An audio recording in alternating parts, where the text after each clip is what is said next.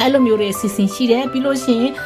သူကလက်ထပ်ပြီးโอเคလက်နောက်ထဲမှာရိုက်သွင်းရသေးတယ်เนาะရိုက်သွင်းဖို့အတွက်ကိုတင်နှန်းဆိုတာရှိသေးတယ်အဲ့ဒီတင်နှန်းခံယူပြီးတော့ဒီသူတို့ယောက်ျားနဲ့မိန်းမတယောက်တည်းဘောတော့တင်ပါကို၃ချက်စီရိုက်နနာကြည့်ရိုက်ပေးရပါတယ်เนาะဒါကတော့ဗာလဲဆိုတော့လုံးမင်္ဂလာပါရှင်ကျွန်မနာမည်စတာမို့လို့ခေါ်ပါတယ်ကျွန်မကိုရီးယားနိုင်ငံမှာနေတယ်ဒီနေ့ပေါ့နော်တက်ရှိလူသားကိုဖျားတက်စုလူကူးကွယ်တဲ့ဘာသာအကြောင်းသိလားမသိဘူးเนาะသူကဘာသာရေးအပြင်ကိုလူမှုရေးစီးပွားရေးနဲ့နိုင်ငံရေးထိကြကြပြန့်ပြန့်အင်အားကြီးတဲ့အဖွဲ့အစည်းတစ်ခုဖြစ်ပါတယ်အဲ့ဒီအကြောင်းကိုကျွန်မနည်းနည်းလေး share လုပ်ပေးချင်လို့ဖြစ်ပါတယ်နာမည်ကတော့ထုံးဤကျူunification church ပေါ့နော်ကိုရီးယားလူမျိုးတွေတော်တော်များများတော့ဒီနာမည်နဲ့ရင်းနှီးကြတယ်တော်တော်များများလည်းသိကြတယ်ဒါပေမဲ့ဘာကိုကူးကွယ်လဲဆိုလို့ရှိရင်တိုးလော်ဖြစ်ကြပါတယ်ဒီအသင်းကိုတည်ထောင်တဲ့သူကတော့မွန်စောမြောင်းဖြစ်ပြီးတော့သူကကိုရီးယားစစ်ပွဲ1953ပတ်ဝန်းကျင်မှာမြောက်ကိုရီးယားနေပြီးတော့ဘူဆန်ဘက်ကိုပြေးလာပြီးတော့ဘူဆန်နဲ့တဆင်းဆိုးမာတီထောင်တာဖြစ်ပါတယ်စတီထောင်တဲ့ချိန်တုန်းကကြတော့ဆက်ကဲကီဒိုကျိုထုံးဤ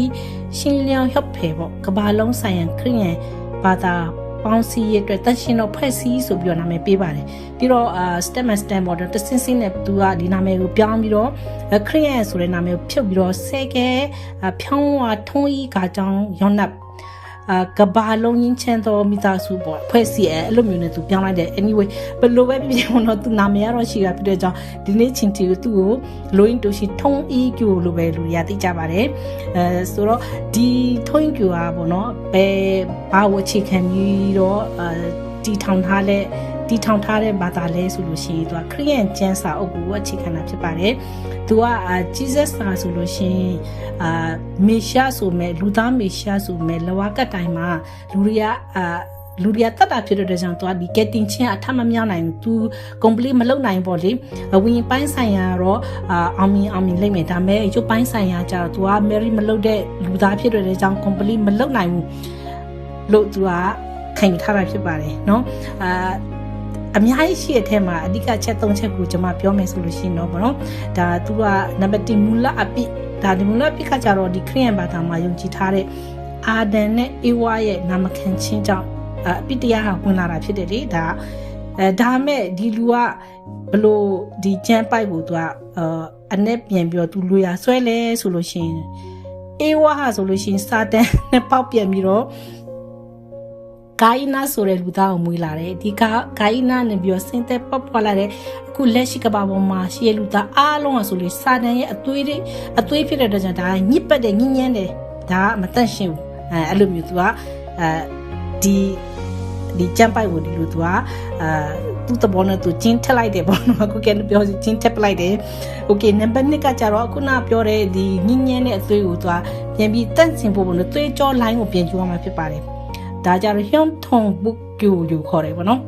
အဲ့တော့ဒီဟာကိုပြန်ယူဖို့ဆိုလို့ရှိရင်เนาะသူ့ရဲ့အသက်18နှစ်အရွယ်မှာဘုရားသခင်ကသူ့ကိုဗျာဒိတ်ယူပါယုံပေးတယ်ပေါ့လေသူကမင်းကမေရှာလောက်ရမယ်ဆိုပြီးတော့ပြောတာဖြစ်တဲ့ကြောင့်သူကဒီအသင်းတော်တီထောင်တယ်လို့ပြောပါတယ်เนาะဒီနံပါတ်3ချက်ကကြတော့ဒီခုနဒီလူသားတွေကိုသွေးတန့်ဖို့လိုတယ်ပေါ့နော်ဆိုလို့ရှိရင် Mary လောက်မှာဖြစ်တယ်เนาะဒါကြတော့ဆောင်းရီကုဆိုတဲ့ဒီလက်ရှိဒီကဘာပေါ်မှာရှိရလူသားအကုန်လုံး one group one family ဖြစ်ရမှာဖြစ်ပါတယ်เนาะအားကြောင့်မလို့ Hyotong Kyorum ရှိဆိုတဲ့ဒီ miss ဒီကြောပြီးတော့လက်ထက်တဲ့အစီအစဉ်ဒီဘာသာကိုမြင်လိုက်လို့ရှင်အဲ့ဒီဟာလူတွေကမျက်လုံးထဲမှာပြည့်မြင်မှာဖြစ်ပါတယ်မနော်လူတွေအများကြီးကိုသူကရာနဲ့တောင်းနဲ့ချီပြီးတော့သူကလက်ထက်ခိုင်းတဲ့အစီအစဉ်ရှိပါတယ်ဒါကျွန်မနောက်မှဆက်ပြောမယ်ပေါ့နော်ဆိုတော့ဒီလူကဒီဘယ်လိုပြောမလဲ divine principle ဆိုတဲ့ဝလီခံလျိုဆိုတဲ့ကျမ်းပိုက်ကိုသူ့ရဲ့ theory တွေထည့်ပြီးတော့သူကရေးသားပြုစုထားတဲ့စာအုပ်ကိုကျန်းစာအုပ်လို့ကျန်းစာအုပ်ကကျန်းစာအုပ်ဖတ်တယ်လို့မျိုးသူကဖတ်စီပြီးတော့ဒီမှာ member ဝင်နေလူအကုန်လုံးကလိုက်နာကျင့်သုံးယုံကြည်ရတာဖြစ်ပါတယ်เนาะဒီအသိဒီထုံးကြီးပြောရဆိုလို့ရှိရင်အခုဒီကဘာပေါ်မှာပေါ့เนาะ194ခုနိုင်ငံတော်မှာ member ဝင်ကြပြီဖြစ်တယ်เนาะကိုအသီးသီးရှိတယ်လို့ပြောပါတယ်အဲ့ဒီမှာကိုရီးယားနိုင်ငံတော့ကိုမရှိဘူးဘာဖြစ်လို့လဲဆိုတော့ကျွန်မဆက်ပြောမှာဖြစ်ပါတယ်เนาะနိုင်ငံတကာ member ဝင်တွေထဲမှာဆိုလို့ရှိရင်ဂျပန်နိုင်ငံကအများဆုံးလို့ပြောကြပါတယ်ဂျိုဆန်ဟ ဝန်ဆိုတဲ့ပိုးဘေးဝိညာဉ်တွေလက်မြောက်ရေးဆိုတဲ့ theory ကိုသူကရိုက်သွင်းထားတာဖြစ်ပါတယ်ဒီထုံးကြီးကျိုးမှာပေါ့နော်သူကဂျပန်ကကိုရီးယားကိုကိုလိုနီအဖြစ်အုပ်ချုပ်ခဲ့ပူတာဖြစ်တဲ့ကြောင့်ပိုးဘေးတွေမှာအပြစ်ရှိတယ်ပေါ့ဒီဂျပန်ပိုးဘေးတွေကကိုရီးယားတွေပုံမှာအပြစ်ရှိတယ်အဲ့ဒါကြောင့်မလို့အခုလက်ရှိမှာဆင်းရဲဒုက္ခရောက်နေရတာရောက်နေရတဲ့အကြောင်းရင်းကတော့ဘူဘေးတွေရဲ့အဖြစ်တွေကဟိုတမလွန်မှာပေါ့နော်ချီနှောင်ထားတာဖြစ်တဲ့ကြောင့်ဒါမဲ့လည်းအဲ့ဒီဟာကိုခုလက်ရှိသက်ရှင်နေတဲ့လူတွေကဆူတောင်းပေးခြင်းเนาะဒီကောင်းမှုကုသိုလ်တွေလုပ်ခြင်းလှုပ်ပေးခြင်းထူးသဖြင့်ကတော့ဒီအလှငွေထက်ချင်းအဖြစ်သူတို့ကလွတ်မြောက်နိုင်တယ်လွတ်မြောက်တဲ့ခါကျကိုလည်းစီးပွားရေးအောင်မြင်မယ်တိုးတက်မယ်စသဖြင့်သူကသင်ပေးထားတာဖြစ်တယ်စစ်ပိုင်းဆိုင်ရာကိုသူကဘယ်လိုအခွင့်ကောင်းယူတယ်ပေါ့နော်ဘာလို့ဆိုဂျပန်လူမျိုးတွေကဘူဘေးတွေကိုလေးစားတဲ့လူမျိုးဖြစ်တယ်လीเนาะဆိုတော့စောင့်ဝင်လာတဲ့လူဆိုလို့ရှိရင်လည်းသူကဗီဒင်ကြည့်တဲ့လူမျိုးသူ့ background ကိုအရင်စစ်တယ်ပေါ့ဒီလူကဘူဘေးတွေကဘယ်လိုဘာညာလူတိုင်းကတော့အဲ့လိုမျိုးမလုပ်ပေမဲ့လည်းအခုနလိုမျိုးအနေချက်ရှိတဲ့လူကြောက်စိတ်ကိုအရင်ရိုက်သွင်းထားပြီးတော့အလူငွေကိုဒီလိုမျိုးနင်းနဲ့ကောက်တာဖြစ်တယ်အဲ့ကြောင့်မလို့ဒီသူတို့ရဲ့ဒီဖွဲ့စည်းမှာဆိုရင်ဂျပန်ရဲ့အလှူတွေကအများဆုံးဖြစ်တယ်လေဆိုတော့အခုနကျွန်မပြောတဲ့ဒီလက်ထက်မင်္ဂလာစီစဉ်ရဆိုလို့ရှိရင်လေเนาะသူမတက်တဲ့နိုင်ငံကိုသူကခုန one family one group ဖြစ်ရမယ်ပြီးငင်းချမ်းတဲ့ကဘာကိုတီထောင်ချင်တာဖြစ်တယ်လေเนาะဒီလူကသူ့ရဲ့ဟိုစိတ်ကူးရင်ပေါ့ဒါစိတ်ကူးရင်အဲ့လိုမျိုးလုပ်ချင်တာဖြစ်တဲ့ကြောင့်ဒါကိုဆက်လက်ပြီးသူအကောင့်ထဲပေါ်တဲ့အခါမှာကျတော့လက်ထပ်ဖို့ဆိုတာကမတည့်တဲ့နိုင်ငံဥမာကိုရီးယားနဲ့ဂျပန်ကမတည့်ဘူးလေနော်မတည့်တဲ့အတွက်ကြောင့်ဂျပန်အမျိုးသမီးနဲ့ကိုရီးယားအမျိုးသားအများဆုံးဖြစ်တယ်ဒီသူတို့ရဲ့အသိန်းတော်ထဲမှာနော်သူတို့ကလက်ထပ်ပေးခြင်းအဖြစ် first generation မှာမဖြစ်တော့မှ second generation ဖြစ်လာတဲ့ခါမှာသူကချင်းသွေးတွေကရောလာပြီလေရောလာတဲ့ခါကျတော့ဒီလုံးဝဒီကဘာကြီးမှာပေါ့နော်ငင်းချမ်းတဲ့ဒီကဘာဖြစ်မယ်ဆိုပြီးတော့သူတို့အခုဒီကျွန်မဒီနောက်ခံဒီ background ကအဲ့ကောင်းကင်နိုင်ငံဖြစ်တဲ့သူတို့အတွက်အဲ့ကောင်းကင်နိုင်ငံမရောက်ခင်ဒီလောကမှာရှိတဲ့နိုင်ငံအခုနဒီမူဆုံးမြောင်ကတီထောင်လိုက်တဲ့နိုင်ငံဖြစ်တယ်အဲကြောင့်မို့သူတို့ဒီ member ဝင်နေရဆိုလို့ရှိရင်အဲ့ဒီနေရာကိုလာပြီးတော့သူတို့ကဘယ်လိုပြောမလဲခန်းစားကြတယ်ပေါ့နော်ဒီကောင်းကင်နိုင်ငံရဲ့ရတ္တာကိုခန်းစားကြတယ်လို့ပြောပါတယ်ပြီးတော့အခုနလက်ထက်တဲ့အချိန်မှာလည်းနော်အလကားလက်ထက်မယ်လို့လက်ထပ်ပေးမယ်ထင်လားဒီအစီအစဉ်ဟာသူတို့ဒီလိုပတ်စံချမ်းသာတယ်ဆိုပြီးတော့သူအလကားလက်ထပ်ပြတာမဟုတ်ဘူးဒါကြတော့ blessing ceremony ဆိုပြီးတော့ချုပ်ဖို့ကျော်ရှိဆိုပြီးတော့သူကပတ်စံပေးမှအခကျင်းနဲ့ပေးမှဒီဟာခေါင်းကြည့်မင်္ဂလာဖြစ်တယ်လို့ပြောပြပါတယ်เนาะအဲကြောင့်မို့ဒီဝင်ကြီးကဘယ်လောက်လဲဆိုတော့ USA 1000နဲ့1000ထိရှိပါတယ်ရှင်မင်္ဂလာပေါ့နော်မဆောင်ခင်ပေါ့ဒီ21တိကိုလုံးဝမနာပဲသူကလက်ချပေါ့နော်တင်ချပို့ကြတယ်အဲ့ဒီထဲမှာကျွန်တော်ဘယ်လောက်ထိညစ်ပတ်မလဲဆိုတော့စဉ်းစားကြည့်တော့ဒီလူကသူ့ရဲ့ idea သူကိုယ်တိုင်ရဲ့လည်းကျွန်မဆက်ပြောမယ်ပေါ့ဒီလူကဘယ်လောက်ထိဟို perfect ကတော့လောကမှာလူတွေစီမှာမရှိနိုင်မှာဒါပေမဲ့လည်းဟိုဘယ်လောက်ထိလဲဆိုတာနောက်ပိုင်းသူ့ရဲ့မိသားစုကိုကြည့်လဲသိတယ်လीเนาะဆိုတော့သူဒါ21ရက်နဲ့ပြီးသွားလို့ရှင်တော့ဒီရကြတဲ့မိန်းမဆိုလို့ရှင်တော့ဓာတ်ပုံကိုပို့ရပါတယ်ဒီလူစီကိုဓာတ်ပုံပို့ပြီးတော့သူကနေပြီးတော့ဒီဘာသာခေါင်းဆောင်မွန်ဆုံးမြောင်နေပြီးတော့ရွေးရပါတယ်ရွေးပေးတာဖြစ်တယ်เนาะသူလိုချင်တာရွေးလို့မရဘူးဒါပေမဲ့ပထမချိန်ဒုတိယချိန်ထိကတော့ငင်းလို့ရတယ်ဒါပေမဲ့3ခါဆိုလို့ရှင်ငင်းပိုင်ခွင့်မရှိဘူးเนาะသူနဲ့သူကိုဒါနဲ့နင်းနဲ့ယူရမယ်ဆိုလို့ရှိရင်သူကယူရတာဖြစ်တယ်เนาะဒီယူရတဲ့နေ့မှာပဲဒီသူတို့သားနဲ့သူတို့သမီးကသိရတာဖြစ်တယ်เนาะစဉ်းစားကြည့်လေเนาะကိုကတယောက်နဲ့တယောက်ကြိုက်လို့ယူတဲ့အင်ထမီသားစုတော်မှာပဲနောက်ပိုင်းကျရင်ကွဲပြဲကြတာပဲလေဒါဘာမှလည်းမသိပဲနဲ့ဒီလူပြောတဲ့ဟာပဲယုံပြီးတော့လက်ထက်ရဲတဲ့လူတွေရဲ့တတိကိုလည်းကျမကလေစဉ်းစားလို့မရအောင်เนาะ anyway ထားလိုက်ပါတော့အဲ့နဲ့သူတို့ကအဲ့လိုမျိုးတွေအစီအစဉ်ရှိတယ်ပြီးလို့ရှိရင်သူကလက်ထပ်ပြီး okay လက်ထပ်လိုက်တဲ့လက်ထပ်ပြီးတာနဲ့တပြန်နဲ့လေသူတို့ကအတူတူနေလို့မရသေးဘူးဂျပန်40တော်တွင်ကိုနော်စာတန်ရဲ့အသွေးဆိုတဲ့ဟာတွေဘာညာကွက်ဒီလူရဲ့ idea တွေအကုန်လုံးကိုသူတို့ဥနောက်ထဲမှာရိုက်သွင်းရသေးတယ်နော်ရိုက်သွင်းဖို့အတွက်ကိုတင်နှန်းဆိုတာရှိသေးတယ်အဲ့ဒီတင်နှန်းခံယူပြီးတော့ဒီသူတို့ယောက်ျားနဲ့မိန်းမတယောက်တလဲဘောနော်တင်ပါကို3ချက်စီရိုက်နာကြည့်ရိုက်ပေးရပါတယ်နော်ဒါတော့ဗာလဲဆိုတော့အဒန်အေဝစာတန်ရဲ့အပြစ်တွေကဒီထဲမှာရှိတာဖြစ်တဲ့ကျန်စာတန်အသွေးကိုဖယ်ရှားဖို့အတွက်ဆိုလို့ရှိရင်သူကနာကြည့်ရိုက်ပေးရပါတယ်နော် ဘလို့ကြောင့်ဒီလိုမျိုးကိုယုံနိုင်တယ်လို့ကျွန်မလည်းစဉ်းစားလို့မရဘူးပေါ့နော်ပြီးတဲ့ခါကျတော့သူတို့ကအဲ့လိုမျိုး3ရက်မင်္ဂလာဥည3ရက်အတော်တွင်ဒီလူကပြစ်စုထားတဲ့ဒါကြောင့်နည်းနည်းငင်းငင်းလာဖြစ်တဲ့ကျွန်တော်မပြောတော့ဘူးเนาะအဲ့တိုင်းသူတို့ကလောက်ရတယ်เนาะပြီးလို့ရှိရင်ဒီစာတန်ဒီစာနဲ့အတွေ့ဖယ်ရှားဖို့အတွက်အဲ့ဒီမင်္ဂလာဥညမှာ holy wine ဆိုတဲ့ဝိုင်ကိုတောက်ပေးရပါတယ်ဒါ holy wine ကကြတော့ဒီမွန်စွန်မြောင်ဆိုတဲ့လူရဲ့အသွေးဖြစ်တယ်เนาะအမျိုးသမီးကအရင်တောက်ပြီးတော့ပြမယောက်ျားတောက်ရတယ်ပြီးလို့ရှိရင်သူတို့အခန်းမှာလည်းမင်္ဂလာဥညမှာเนาะဒီလင်မယားနှစ်ယောက်ပုံကိုချိတ်ရတယ်ပြီးဖြောင်းနေထွင်ရတယ်စသဖြင့်သူ့ရဲ့idea ကိုအကုန်လုံးစီမံထားတဲ့ဒိုင်းကိုလောက်ရတယ်เนาะပြီးလို့ရှိရင်မင်္ဂလာဥညမှာတုံးတဲ့အတုံးဆောင်တွေကိုပေါ့နော်3ရက်တိမလျှော်မဖွဲ့ပဲနဲ့နောင်လာမဲ့သားသမီးတွေကိုပြဖို့အတွက်သိရမယ်လို့ဆိုပါတယ်ကဲစဉ်းစားကြည့်ဘယ်ဘာသာတရားလက်ခံလဲပေါ့နော်ဒီလောက်ညဉ့်ညံတဲ့ဘာသာကိုလို့ပဲကျွန်မတော့ပြောချင်တယ်ပေါ့နော်ပြီးတဲ့ခါကျတော့ခုနပြောတဲ့ဒီသူတို့ပြောတဲ့တကယ်မိသားစုပေါ့နော်ချမ်းကာကျုပ်ပေါ့နော်ဒီ Holy Family နော်သူတို့ပြောတဲ့အမြင်နဲ့ပြောတဲ့ငင်းချမ်းသောဖွဲ့စည်းငင်းချမ်းတဲ့မိသားစုလို့ပြောရအောင်လေသူတို့ရဲ့ဒီမွန်စောမြောင်ရဲ့background ကိုပြန်ပြောမယ်ဆိုလို့ရှိရင်ပေါ့နော် तू ကအခုလက်ရှိမျိုးသမီးနဲ့လက်မထက်ခင်ပေါ့နော်ဒီမိန်းမတွေနာမည်တော့မပါဘဲနဲ့ကလေး3ယောက်ရှိခဲ့ဖူးတဲ့လူဖြစ်ပါတယ်ဒီလူကနော်ပြီးတော့အခုလက်ရှိဖွားကြီးဟာဆိုလို့ရှိရင်तू ကအသက်40ဖြစ်နေပြီအဲ့ချိန်မှာ18နှစ်အရွယ်မှာतू ကမင်းကငါရဲ့မိန်းမဖြစ်ရမယ်ငါအဲ့လိုမျိုး vision ရတယ်ဆိုပြီးတော့ယူထားတဲ့မိန်းမဖြစ်တယ်သူနဲ့အသက်23နှစ်กว่าတဲ့အမျိုးသမီးငယ်ဟန်နတ်ချာဆိုတဲ့အခုဒီလက်ရှိမိန်းမပေါ့နော်သူယူပြီးတော့သူနဲ့ဆိုရင်ဒီတာသမီ14ယောက်စုစုပေါင်း18ယောက်ရှိပါတယ်သူတို့မိသားစုကလည်းပေါ့နော်အခုန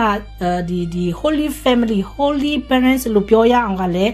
ဆန်နမူနာတခုမှလည်းမရှိဘူးရှုချက်ခက်နေတရားနဲ့တရားပြန်နဲ့တရားဆွဲကြတယ်အဲ့လိုမျိုးပေါ့နော်သူတို့ပစကတာဒီကဘာဦးငင်းချမ်းရေးပြလုံးမယ်ဆိုပြီးသူတို့ပြောမယ်သူတို့မိသားစုကငင်းချမ်းရေးကိုမလုပ်နိုင်ဘူးအဲကြောင့်မလို့အပြင်မှာဆိုလို့ရှိရင်အဓိကတော့ဖွားကြီးပေါ့နော်ဒီဖွားကြီးကိုပြောတဲ့စကားဆိုလို့ရှိရင်လူတွေကဘာပြောလဲဆိုတော့သူများကဘာပေါ်မှာငင်းချမ်းမပြောနဲ့သူများလူမျိုးသူများနိုင်ငံတွေ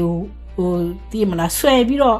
ငင်းချမ်းဖို့မပြောနဲ့နိမိသားစုနိသားသမီးအရင်ဆုံးစီလုံးအောင်ဆိုပြီးတော့ဟာကြတယ်ပေါ့လေဒီဖိုးရ1920မှာ1910နှစ်မှာသူကတည်သွားပြီเนาะဒီဖိုးရမရှိတော့ဘူးခုလက်ရှိကဘွားတော့တယောက်ပဲကျန်တော့တယ်အဲ့ဘွားတော့ကလည်းဘလောက်ထိဖြစ်လဲဆိုတော့เนาะသူကဒီမသေးခင်မှာသူကအမှန်မှာသူ့ရဲ့အရေးအရာကိုသူကသားကြီးကယူရမှာဖြစ်တယ်ဒါပေမဲ့သားကြီးကတည်သွားတာဖြစ်တဲ့အတွက်ကြောင့်9ရက်မြောက်သားကိုသူကဒီသူ့ရဲ့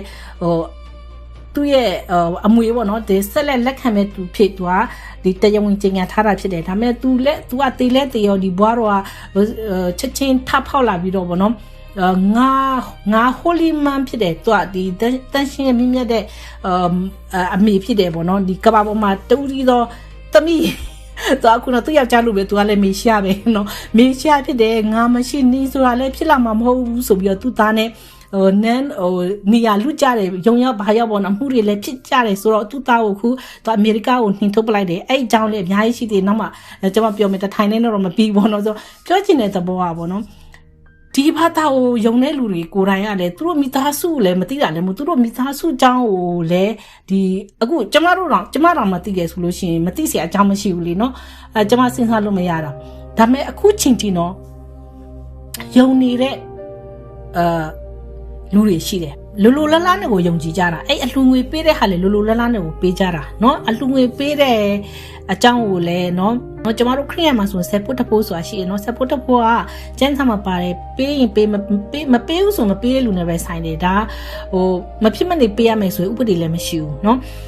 ဒါမဲ့သူတို့ကကြတော့ခုနကဒီဂျပန်ကတော့အထူးသဖြင့်ပေါ့နော်ဒါမဲ့ဂျန်နဲ့ကိုရီးယားလူမျိုးတွေရောတခြားနိုင်ငံပေါ့နော်အာဖရိကတွေအမေရိကလူမျိုးတွေသူတခြားနိုင်ငံကြဘိုးဘေးတွေနဲ့သူကမကင်ပေါက်ဘူးသူကကြတော့ခုနသူတို့ရဲ့တင်ကြားထားတဲ့theory တိတက်ရှိတယ်ပေါ့ဆိုတော့အဲ့ဒါသူတို့ကအလှူကအဓိကပဲเนาะသူတို့ကလှူရတာပြီးတော့သူကစာအုပ်တွေတောက်ပြီးတအုပ်ထုတ်တယ်အမှန်မှာသူရောက်ခုနဒီ တီထောင်တဲ့လူကမသေးရမှဖြစ်တယ်ဒါပေမဲ့တေတော့လေ तू ကညဖယား तू ကနေဖယားအဲ့လိုမျိုးဖွားရပြန်ပြောင်းနေပေါ့နော်စာအုပ်တွေပြန်ထုတ်တယ်အဲ့စာအုပ်ကလည်း member တွေကဝယ်ရတယ်ပြီးလို့ရှိရင် TV program တွေပေါ့နော်ဥမာဒီဖိုင်နာမည်ကဟန်နချာဆိုတော့HJ Peace ဆိုတဲ့ TV program ကိုလည်း तू ကဆွဲပြီးအဲ့ကနေပြီးတင်းနေပို့ချတယ်အဲ့ဒီဟာလည်း member တွေကဝယ်ရအဓိကတော့ပတ်စံပဲနော်ပတ်စံတွေကို तू ကဟိုအသင်းသားတွေကိုသွေးဆုပ်တာပေါ့ပြောမယ်ဆိုလို့ရှိရင်ပေါ့နော်လွတ်လပ်မှုဆိုတာမရှိဘူး तू ဒီအဖိုးရမရှိတော့ဘူးဆိုတဲ့ခါကျတော့ဒီအဖွားကြီးပြောသမျှပဲ तू ကလိုက်ပြီးတော့လောက်ရတာဖြစ်တယ်နော်အခုဆိုလို့ရှိရင်ဘယ်လောက်ထိတောင်ဒီသိန်းတော်ကပေါ့နော်လူတွေရဲ့အမေမှာဘယ်လောက်ထိတောင်မှဟိုအချင်းတန်ပြီးရုပ်ဆိုးလဲဆိုတော့ဗောနော်လူတွေတော်တော်များများသိလာကြပြီလေနော်1920မှာဂျပန်ဝင်ကြီးချိုဟောင်အဘေးရှင်သူလေအတင်းတည်တဲ့အမှုမှာဒီအဲ့လူတက်တဲ့ခံကိုရိုင်းကပြောတာနော် तू ကဘာလဲဆိုတော့သူ့အမေကြောင့်သူ့အမေကဒီထုံးရင်ပြိုမှာနော်ရှိသမျှပတ်စံနဲ့မရှိမဲ့အကုန်လုံးလှူလိုက်တဲ့အတွက်ကြောင့် तू ကမကျေနပ်တာအားကြောင့်မို့ तू ကတက်တာဆိုပြီးတော့ပွပွင့်လင်းလင်းဝန်ခံတယ်နော် तू ကရှောင်းလာတယ်ပုံနာတယ်မရှိဘူးအဲ့လူငယ်ရလေဒီသိရင်သိကြမှာပေါ့နော်အဲ့ဒီဟာဘာလဲဆိုတော့ဒီထုံးရင်ပြူကဒီဝင်ကြီးချုံဟောင်းက तू ကိုယ်တိုင်ပို့မယ် तू ဘူးပေးတယ်နဲ့ဆက်နွယ်နေတယ်ဒီထုံးရင်ပြူကလေပြီးတော့ तू ကဒီဘယ်လိုပြောမလဲဒီ hands up promotion နဲ့လုပ်တဲ့ခါမှာ तू ကဒီမခွန်းတွေပြောတာတွေရှိရလေအားကြောင့်မလို့ဒီလိုမျိုးနဲ့လဲပတ်သက်တာဖြစ်တဲ့ကြောင့်1923မှာပေါ့နော်အကြီးကျယ်ဒီအမှုရင်ဆိုင်ရတယ်ဒီထုံးရင်ပြူကလေဒီနိုင်ငံမှာမနေနဲ့ထွက်သွားဆိုတဲ့ဆန္ဒပြမှုတွေလည်းရှိတယ်လေအခုကကြတော့ကျွန်မသိတာဒီပြီးခဲ့တဲ့နှစ်ဆိုလို့ရှိရင်သူတို့ကလုံးလုံးဒီအသိတော်ဖြက်စီးဖို့အမိန်ကြပြီလို့ပြောတယ်နော်အဲကြောင့်မလို့သူကအဲ့ကလေးကဒီဂျပန်ဝင်ကြီးချုပ်ဟောင်းအမှုဖြစ်ပြီးနောက်ပိုင်းမှာ तू ကဂျပန်ဒီကိုရီးယားကို तू ကပြန်ပြီးချင်းလာတာဖြစ်တယ်ချင်းကပ်လာတာပေါ့နော်အားကြောင့်မလို့အခုဆိုလို့ရှိရင်ဟိုသမရဟောင်းရဲ့ကတော်လေးchannel 8တွေပြီးတယ်ဆွဲကြိုးပေးတဲ့ကိစ္စကြားဘူးတယ်မလားအဲ့ဒီကိစ္စဆိုလို့ရှိရင်เนาะဒီပေါ့သေးမဟုတ်เนาะဒီဖွဲ့စီကဘယ်လောက်ထိ तू ကဟိုဒီပါဝါရှိလဲဆိုတော့အဲ့လိုမျိုးနဲ့ဝင်ကြောပစ်တာ तू ကရောပြီးတော့လုံးတာပေါ့ဒီနိုင်ငံရေးမှာပေါ့เนาะအဲ့မှာသူတို့ကလွတ်ပိုင်ခွင့်ရှိမှာလေเนาะဒီဖွဲ့စီကเนาะဒီဘာသာရေးတစ်ခုတည်းမဟုတ်เนาะသူမှာစီးပွားရေးเนาะပြီးရင်လူမျိုးရေးလို့ရှင်ဒီနိုင်ငံတကာနဲ့ချက်ဆက်တဲ့ဟာအများကြီးရှိတယ်ဒါကျွန်မဒါနောက်ပြန်ပြီးတော့ data တွေပြန်ပြီးသိချစုပြီးပြန်ပြောပေးမယ်ပေါ့နော်ဒီအဖွားကြီးအခုဆိုလို့ရှိရင်เนาะအခုလက်ရှိသမရာဒီကိုရီးယားနိုင်ငံမှာပေါ့နော်ဒီနိုင်ငံရေးဝင်ရောက်စဖက်မှုနဲ့ပတ်သက်ပြီးတော့အမှုရင်ဆိုင်နေရတာဖြစ်တယ်ဒီဖွားရအခုဒီဟန်နချာဆိုတဲ့ဘွားတော်ကြီးလေဆိုတော့ဒီလိုမျိုးအမှုရင်ဆိုင်တဲ့ခါမှာဒီဟောပေါ့ဒီအခုလက်ရှိအာဏာရပါတီမဟုတ်ဘဲနဲ့တက်ခတ်ပါတီတွေကလည်းပြန်ပြီးတော့အမှုဖွင့်နေပေါ့နော်အခုဒီပြောမယ်ဆိုလို့ရှိရင်ဒီအဖွဲ့အစည်းနဲ့ကိန်းတဲ့လူမရှိဘူးနိုင်ငံရေးလောကမှာအကုန်လုံးဆိုတာသူက lobby လုပ်တယ်ပေါ့ဘာလို့သူကကြတော့ဒီကိုရီးယားနိုင်ငံမှာနိုင်ငံရေးကဒီအနီနဲ့ပြဆိုရှိရလေအဲ့နှစ်ခုစလုံးကသူကဆိုတော့ lobby လုပ်တဲ့ခါမှာနော်ဒီအပြာသိန်းအနီသိန်းရလို့မဟုတ်သူကလက်ရှိတက်လာတဲ့နိုင်ငံအာဏာရပါတီတွေအကုန်လုံးသူကဝင်ရော့ပစ်တာဒီနိုင်ငံရေးမှာလည်းမဲဆွဲတဲ့ကာလမှာတော့လူတယောက်ရဲ့မဲရလည်းဘယ်လောက်တန်ဖိုးရှိလဲဆိုတာသိရမလားအဲ့လိုမျိုးနေကြတော့ခုကဒီထုံးရီကျိုဆိုတဲ့လူတွေကကြတော့သူကလူကိုကိုယ်ကွယ်တာလေဒါပြောမယ်ဆိုလို့ရှိရင်သူတို့ရဲ့အဆောင်ပရဝင်မှာလည်းကြည့်မယ်ဆိုလို့ရှိရင်ဒီသူတို့လင်မယားပုံတွေကြီးပဲအခု YouTube တော်မှာဒီဖွားရလုတ်ပြီးတော့ဥချတာသူเนาะအခုဒီအမှုဖြစ်နေတာတော့မှပဲသူတို့ကမေကိုထုကောင်းကိုထုပြီးတော့သူတို့ကဒီဖွားရအတွက်ကိုလေဖျားတက်ဆူလိုမျိုးသူတို့ကဆူတောင်းပေးတာเนาะအဲ့လိုမျိုးရှိတယ်အားကြောင့်မလို့အခုဒီနိုင်ငံရေးမှာထဲဝင်လာတာဖြစ်တဲ့အတွက်ကြောင့်ဒီသူကလွယ်မှာတော့မဟုတ်ဘောနော်ဘလို့ဖြစ်လာမလဲတော့မသိဘူးကျွန်မလည်းနောက်ပိုင်းပေါ့နော်ဒီသူတို့ရဲ့စီးပွားရေးကဘလို့လဲဒီသားသမီးတွေကဘလို့မျိုးလဲနော်ပြီးရင်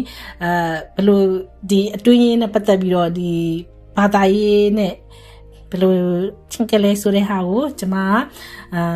ဘုသူတအနေနဲ့ပေါ့နော်ဒီနိုင်ငံတကာမှာရှိရဲ့အကြီးကဲတွေပေါ့နော်မှာအမေရိကမှာဆိုလို့ရှိရင်အိုဘားမားတို့ဒေါ်နယ်ထရမ့်တို့ပေါ့နော်အဲ့လိုမျိုးတွေနဲ့ဘယ်လိုလုပ်ဝင်လာလဲဆိုလို့ရှိရင်သူအဲ့လိုမျိုးသူတို့တွေနဲ့ဝင်ပြီးလုံးတဲ့အချိန်မှာဘာတိုင်းမပါအောင်နော်နောက်ပိုင်းပေါ့နော်ကျွန်မ အပိုင်းနှစ်ဖြစ်ပေါ့နော်ဆက်ပြီးတော့ကျွန်မတိထားတဲ့လောက်လေးကိုပြန်ပြီးတော့ရှိုင်းလုပ်ပေးမှာဖြစ်ပါတယ်ဆုံးထိနားထောင်ပေးတဲ့အတွက်ကျေးဇူးတင်ပါတယ်ရှင်